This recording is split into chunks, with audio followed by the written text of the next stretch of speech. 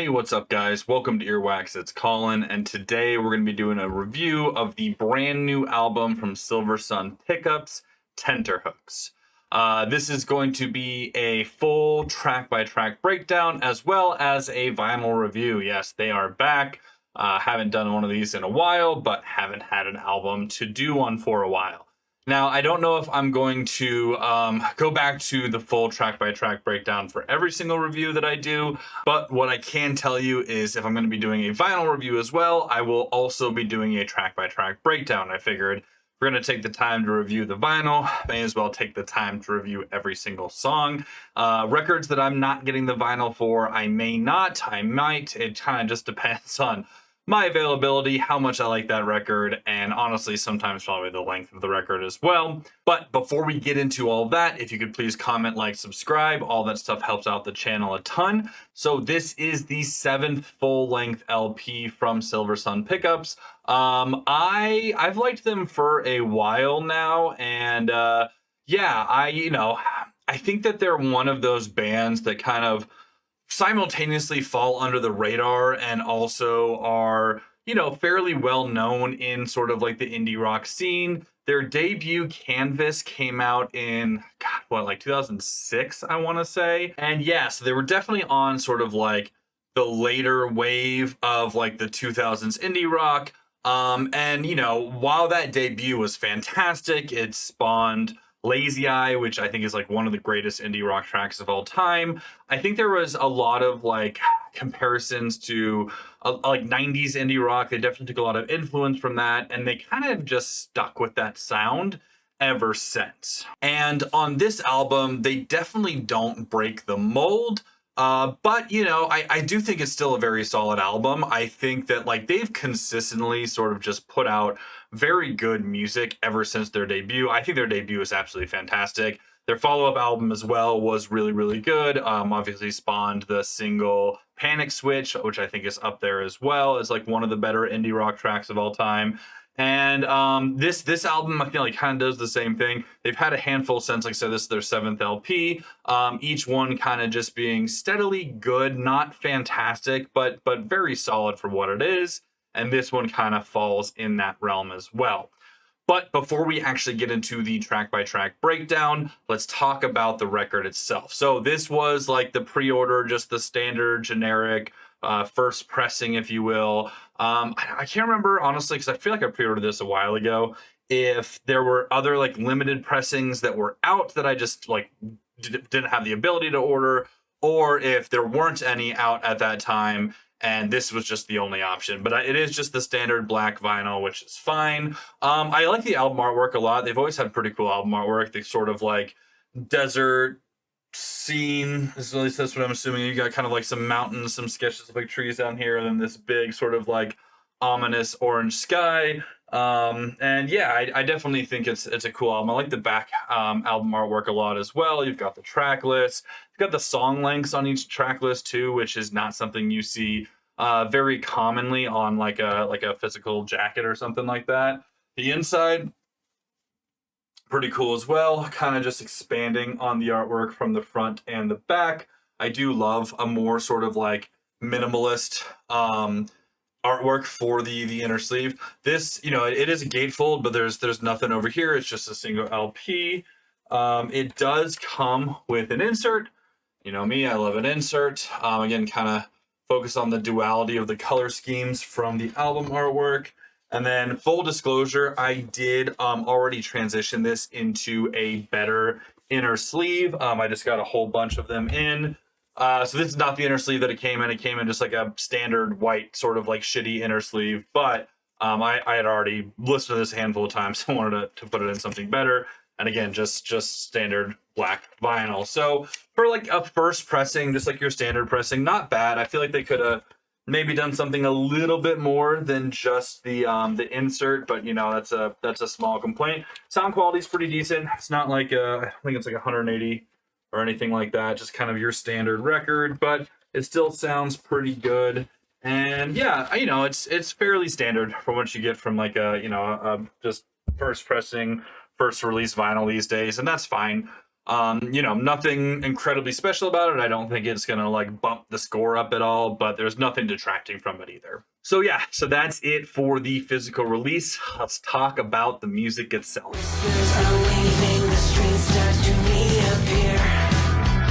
So the album opens up with New Wave, and it's a fine song. It's a good, intro. It kind of sets the tone and the mood for the album. You get a lot of classic Silversun Pickup vibes, which is sort of a mix of that, slacker indie alt rock from like the early 90s and like a little bit of shoegaze influence. There's a little bit of sort of like I don't want to say post-punk because it's not really, but it's very reminiscent of like bands you can tell influenced them, like Smashing Pumpkins or Pixies. And yeah, it's a fine track.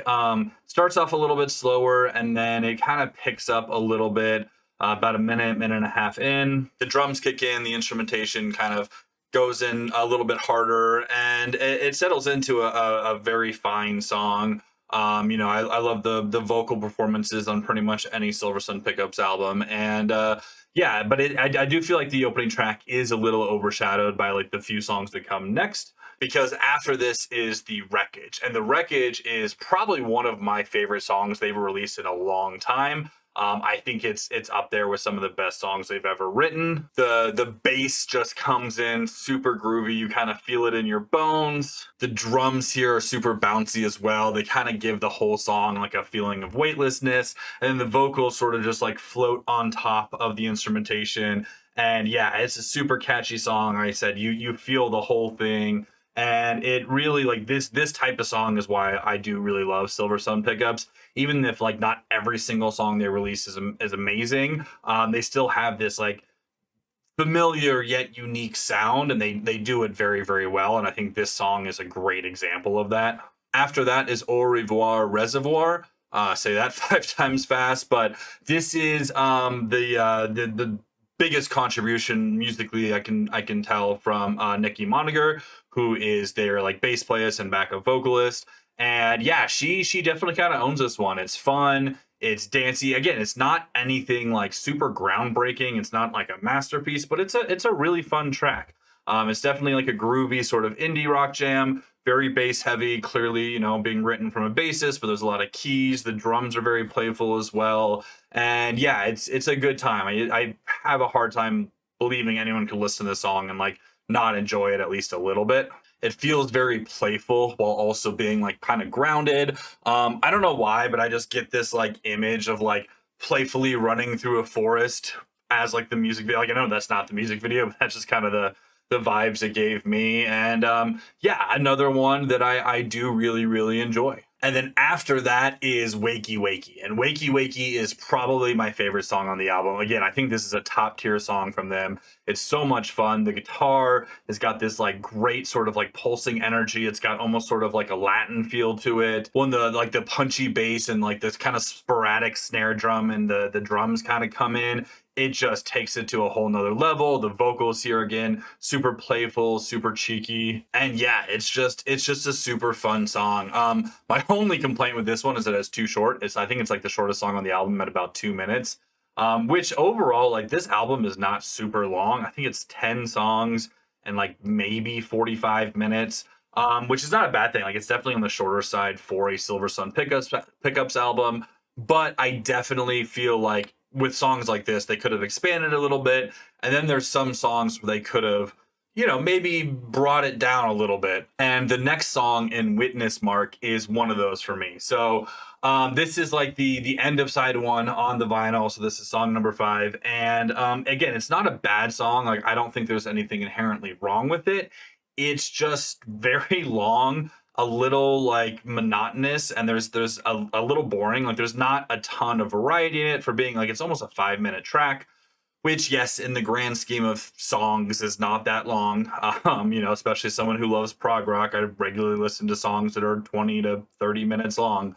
But like there's not much change in the instrumentation and the melody. The vocals are pretty stagnant throughout, and yeah, it's not one that I necessarily find myself going back. I think if it was on the shorter side, if it was like, sub 3 minutes, maybe I wouldn't have been annoyed by it so much, but it's, I feel like, just a little bit too long to not have some more variety in it as like a standalone track. After that, the second half of the album starts off with Thorns and All, which again is another like fine song. I feel very similarly about this one as I do like the opening track. The vocals again have some like sort of like cheeky playfulness to it. The guitar is a little soulful even in certain parts. The drums are a bit simple here and like, you know, again, not bad by any means, but there's really no like uniqueness to them, especially to like stand out on an album that has some actually fantastic drum parts. And the bass here actually takes a bit of a back seat, which is kind of unique and different for a Silversun Pickup song.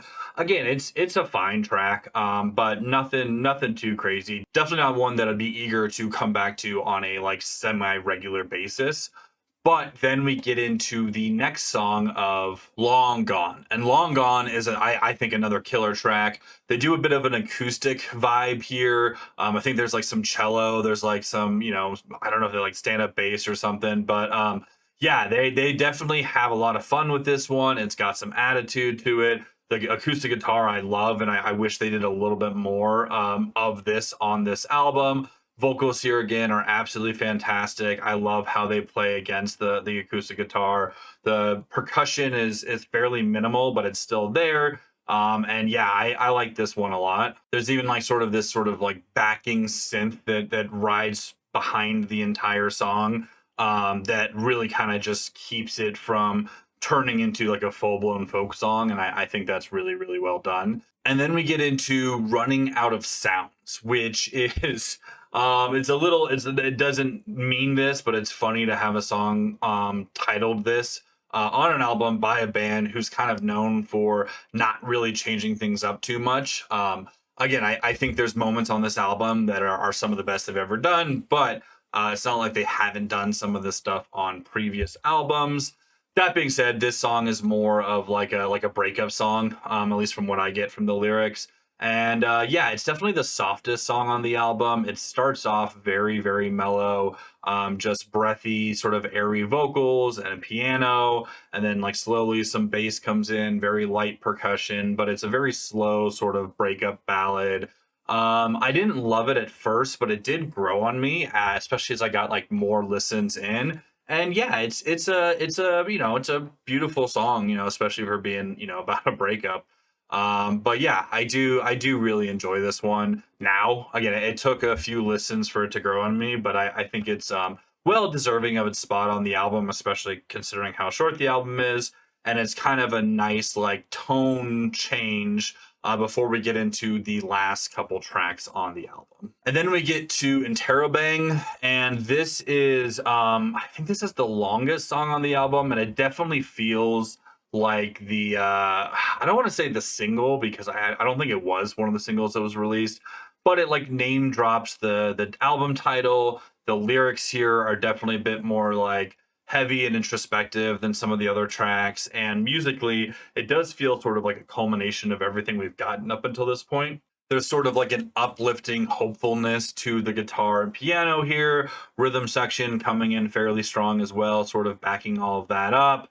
Vocally, there's a lot of really fun parts in the chorus. It's very catchy. It's very well written. And yeah, I do enjoy this song. Again, it doesn't like absolutely blow me away, but it's fine. It's a good, solid addition to the track list.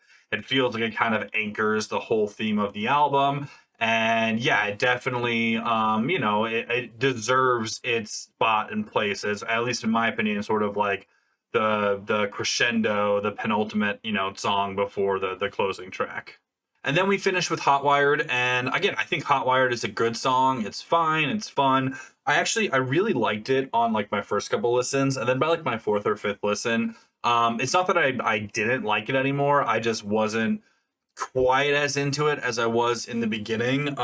Again, not that it's a bad song by any means. I think it's a very good way to end the album. It's just a little lackluster. So like I feel like they could have gone out on like either like a bang or brought in another like sort of acoustic number to sort of like go out softly. And yeah, they kind of just chose to go somewhere in the middle, which is fine. Again, it's still a good song. but it doesn't really like tie a bow on the album like I'd really want it to. So overall, again, I did really enjoy this album. I thought it was a lot of fun. If you like Silversun Pickups, like definitely check it out. They continue to put out what they do. Like their albums are reliable, they're consistent, and they're always pretty good. Is it a masterpiece? No. But I really enjoy listening to it. There's a few songs on here that are super high highs for me. I think some of the best songs I've ever written. And there's some, you know, not necessarily duds, but some just like mediocre songs as well. And that's totally fine. So I'm gonna give this album just a B, just a regular old straight up B, which is what I give most albums if they're kind of just like, yeah, I'd listen to this again. So yeah, Silversun Pickups, Tenterhooks, go check it out. That's going to be it for me, guys. So thanks so much for watching. I've got some more fun stuff coming out soon. Next vinyl review is going to be the new Converge album, as whenever I get that record in. As always, I'll talk to you later. Peace.